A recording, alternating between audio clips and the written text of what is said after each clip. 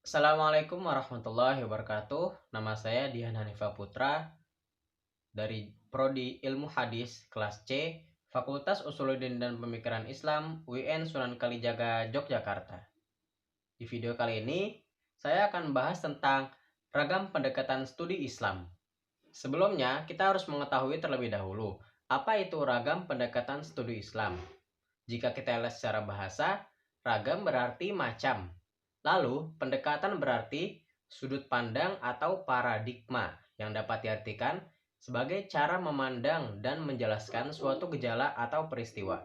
Lalu, studi Islam adalah penelitian atau kajian tentang Islam. Jadi, kesimpulannya, ragam pendekatan studi Islam adalah cara penelitian tentang Islam dari berbagai metode atau cabang keilmuan tertentu.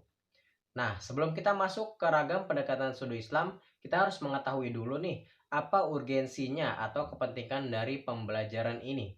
Saya mengutip kesimpulan dari artikel ini, bahwa kemajuan suatu masyarakat sesungguhnya bukanlah dikarenakan oleh faktor ada ataupun tidak adanya pemikir-pemikir jenius, melainkan lebih dikarenakan oleh keberadaan metode penelitian karena cara melihat sesuatu yang membawa stagnansi dan masa bodoh atau gerak kemajuan. Contohnya adalah umat Islam sebenarnya kan sudah maju nih, tetapi cabang keilmuan yang dikuasai dalam pembahasan tentang Islam itu hanya sedikit.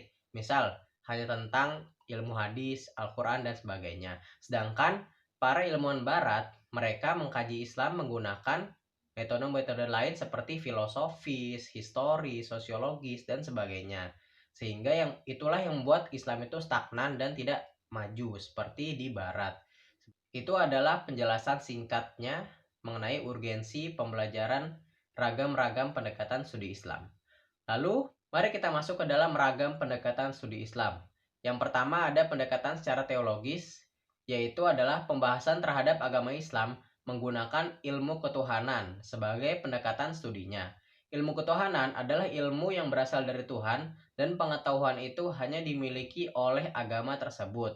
Nah, contoh yang termudahnya adalah pembelajaran tentang tauhid, fikih, Al-Quran, hadis, dan sebagainya. Nah, dan mungkin pendekatan teologis ini sudah dipelajari oleh umat Islam secara utuh karena memang dasar-dasar keislaman berasal dari pendekatan teologis.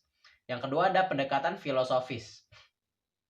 Yang dimaksud dari kajian keislaman menggunakan pendekatan filosofis adalah pembahasan terhadap agama Islam yang umumnya berupa dogma, ajaran, dan teks-teks yang berkembang di dunia Islam dengan menggunakan filsafat, dengan orientasi yang lebih mengarah pada bentuk elaborasi atau eksplanasi penjelasan tentang ajaran dan doktrin yang ada di dalam Islam. Tentu saja kecenderungan pembahasan dalam pendekatan filosofis lebih bersifat analitis kritis atau diistilahkan sebagai Islam kritis. Contohnya adalah bagaimana kita menghadapi masalah-masalah yang ada di zaman sekarang yang berbeda dengan zaman Nabi Muhammad. Jadi kesimpulannya, pendekatan teologis dan filosofi ini merupakan dua cabang yang ibaratnya berseberangan. Jika teologis ini membahas tentang ketuhanan, filosofis membahas tentang agama di dunia ini. Jadi bagaimana kita menyelesaikan masalah-masalah yang terjadi dalam agama Islam di zaman sekarang ini. Lalu ada pendekatan historis. Yang dimaksud dengan kajian keislaman dengan menggunakan pendekatan historis adalah pembahasan terhadap agama Islam menggunakan ilmu sejarah.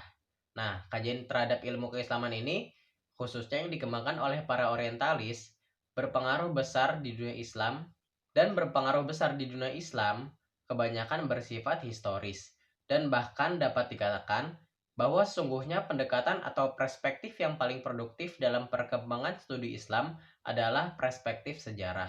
Contohnya adalah pembelajaran tentang perang-perang di Islam, kejadian-kejadian penting di zaman Nabi dan sahabat, dan sebagainya. Terima kasih. Sekian dari saya, Dian Hanifa Putra. Wassalamualaikum warahmatullahi wabarakatuh.